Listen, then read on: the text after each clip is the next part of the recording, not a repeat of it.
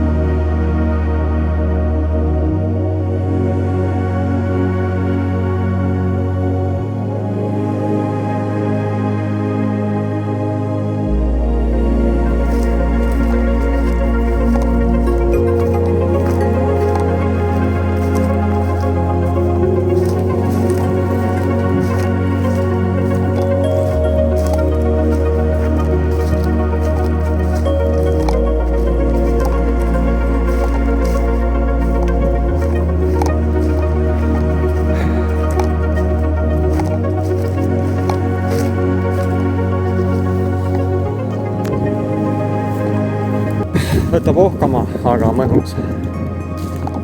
Teades seda, et lähen nüüd viimase vaaluga täna aitab küll. Minu täna hommikune, pööripäeva hommikune mõnus niitmine on tehtud. 5 tundi tuleb kokku, aga mõnus. Tuuleke liigub, natuke kärbseid on, aga see ei takista. Ja ausalt öeldes siin veel niitmist jagub. Aga 5 tundi on minu jaoks varas 85 teraga. Aga nüüd alustame viimase vaaluga ja tänaseks niitmistrenn tehtud. Ilusat pööripäeva!